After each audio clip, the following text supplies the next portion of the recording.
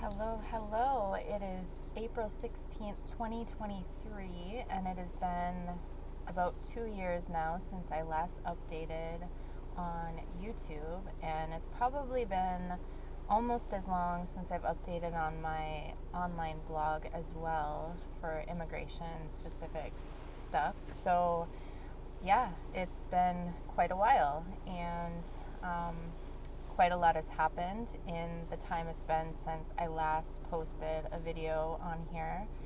And my intention 2 years ago, we were right in the middle of the pandemic, and I was off of work for a time, or I was working and just really overwhelmed. So I got into making videos again, and I had intended to continue that and keep talking about my immigration journey. I had intended to keep updating my online immigration blog with my writing because I had been pretty good about it for a few years, and then there were a couple years that I kind of didn't update, and neither of those intentions really came to fruition. So I don't know if that's good or bad. Maybe it just means that I've stayed busy, and I know during the pandemic I was trying to find things to do. So I got into, everybody had their own thing that they focused on during the pandemic, especially if they weren't working. So I got into art. I did more writing. I developed like more poetry and things like that, but I didn't really actively publicly share as much as I was. So anyway, 2 years later, here we are, and a lot has happened since I last did a video. So I believe the last time I did a video was actually almost exactly 2 years ago, this same time of year. Since then, I have started a new job, and ironically enough, I am working with newcomers to Canada, so immigrants and refugees. So it almost, came full circle for me. So that fall of 2021, I landed a position, worked very hard to get where I'm at now, as a lot of you know. But yeah, that's what I'm doing right now, just doing mental health counseling for immigrants and refugees. So it's challenging. It's given me a lot of perspective in terms of people's different immigration stories and experiences. And obviously, when you come to Canada as an immigrant versus a refugee, your experience, there are a lot of similarities, but it does look very different. So mostly I work with refugees, people that really, they didn't have the choice that I did to come to Canada. Their countries were war torn, or there was some other reason that they had to leave, or they felt they had to leave. So it just looks very, very different. So yeah, that's what I'm doing, and that's what I've been doing since the fall of 2021 in terms of a job. And I'm full time, so it takes a lot of my time. I'm actually, right now, I'm off of work. I just had an appendectomy last week, so I am recovering from that, and that's why I have this extra time. And I was thinking, wow, it's been a really long time since I've uploaded anything on here, or anything to do with immigration at all. Kind of everything came to a standstill just because things were starting to fall together for me, so there was a little bit less to talk about in terms of immigration. I just went on a walk, and now it started raining, so I had to come into my car because it's like downpouring right now. So I don't know if you can hear it or not, but yeah. So in the last 2 years, 2022 was a pretty big year for me. It was my 10th year in Canada. So as of May 2022, I have been in Canada for 10 years. So most of you know I came to Canada before I actually got my permanent residency. So this year, January of 2023, would have been my 10 years since being a permanent resident. So I have quite a few little dates that I celebrate and, just remember where I was at. 2022 was a huge year for me. Everything seemed to come just like full circle, getting that job, and then 2022 hit, and everything was kind of opening up from the pandemic, so we were able to go out and do more.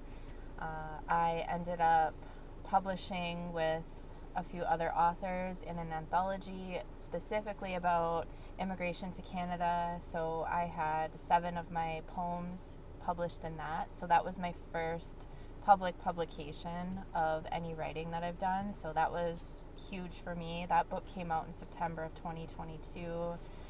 Uh, so in May, I celebrated 10 years of being here. I celebrated by going to a farm and playing with cows, and it was just awesome. That's how I wanted to spend my time. So, I ended up getting a new car this past year in 2022. I made a trip home in October by myself for the first time in just about a decade, and got on a plane for the first time in many years, and because I'm terrified of flying. So I braved that. I got to go home and see people that I haven't seen in years and years, and people that, it had been about 5 years since I'd gone back home with the pandemic. I had intended to go home in 2020, and then everything got shut down, the border shut down, so that kind of took care of those plans. And so it ended up being 5 years since I had been back home. So when I went in October, it was a very different experience. Typically when I go visit, or when I had gone back home to visit in the past, I felt like still that I was part of the American culture, that, I was kind of just like going back home. Like I felt like everything was still familiar. But after you let about 5 years pass by, I still feel like I have a very hard time settling here in Canada, although I will say that in the last couple years I've really started to settle more here, which I think is maybe why I felt a little bit more alienated going back home. And it isn't for any reason really, because everybody made time to see me. I saw my family, I saw my friends, everybody, like we all kind of just like kicked off where we left off 5, 7, 10 years ago. Nothing was weird in that sense. It's just I felt and I feel very stuck between 2 countries, and I really felt it this time, that I wasn't quite fitting in. Everything just seemed like not familiar anymore. Like everything had been built up in my hometown. People had moved on or moved. They have their own families now. It was a very different experience this time around. It didn't feel like, it felt like I was coming home, but it felt like I was kind of like removed from it. Like I was this like foreign person coming to visit, as opposed to like going back home. It was weird. I don't know how else to explain it. And then coming back to Canada, it never fails. Every single time I go back home to visit and I come back here, I have this like month-long, maybe even a little bit more than that, bout of just depression, just kind of, feeling sad and missing, obviously, things I've left behind. And I've read people's stories and heard people's stories, and that's pretty normal. But I did get some of that coming back this time. But it was a little bit less, I will say, just because I had a few more things to come back to. Coming back to Canada, I had a job. I can support myself now. I have friends. I have a friend circle here. I think I have a little bit more support than I've ever had, and just more foundation in which to settle. So I think that changed things for me a little bit in terms of coming back, but I still feel like I don't exactly fit here either. It's the weirdest thing. And 10 years in, I kind of feel like, is this ever going to really change? Because a decade of feeling this way, I think that obviously, like, Minnesota will always be in my heart. It's where the majority of my friends live. It's where most of my family lives. Like, it's where I did a lot of my growing and, my predominant growing years. And so I don't think that that's ever really going to go away, unfortunately. or fortunately, because that just means that I have people everywhere that I love and care about. And, I'm blessed to be able to have people that I miss and, have places I can go. So, yeah, that's kind of where I'm at with all that. 2022 was a huge year, celebrating, 10 years. I also celebrated 10 years of getting my permanent residency in January of this year. So that was another big milestone when I had finally landed as an immigrant and got that paperwork all figured out. Since then, there's not really been too much in terms of immigration itself to really work through. In 2018, I had to renew my permanent residency, the card, and had to update them on everything I had done in that 5 years. And I'll have to do that again this year because I'm at my 5 years again. So every 5 years, you have to renew your PR card.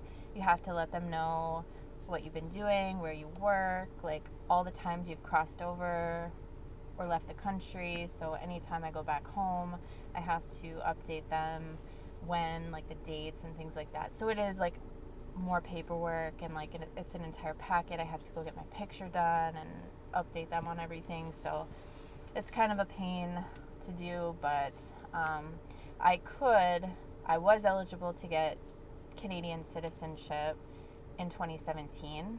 So you have to be here X amount of days, years, or whatever to be able to apply for Canadian citizenship.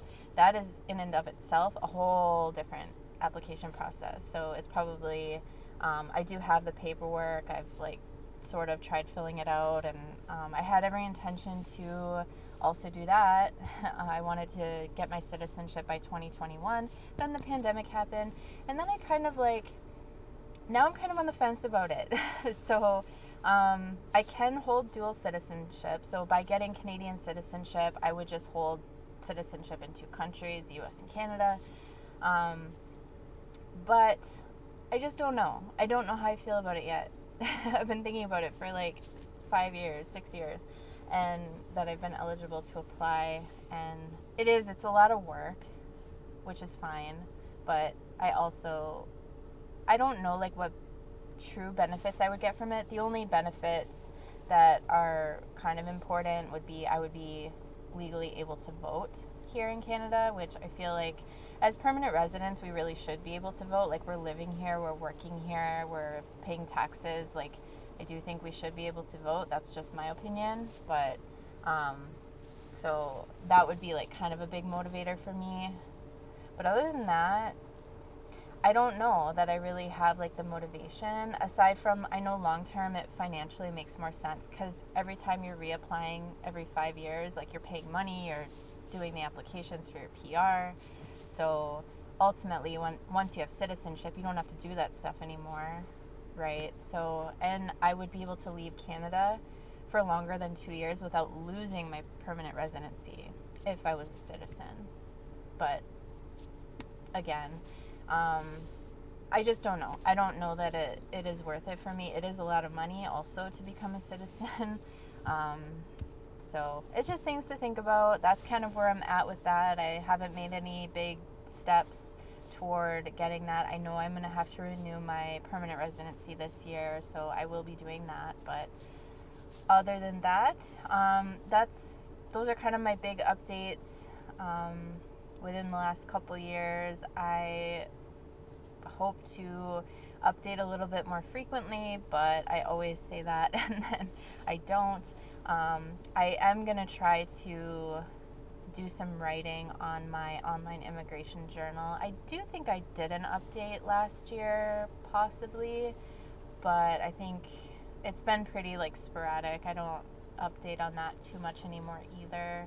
There just really isn't much to update anymore, unless I'm just talking about feelings about things. But as far as logistics and practical things that I have to do, there really isn't a whole lot with that aside from that 5-year mark when I have to renew stuff. So anyway, I hope everybody is doing well, and I will hopefully try to post more or update more as things happen, and I will definitely keep you updated if there's anything else to report on with that. So, all right, bye.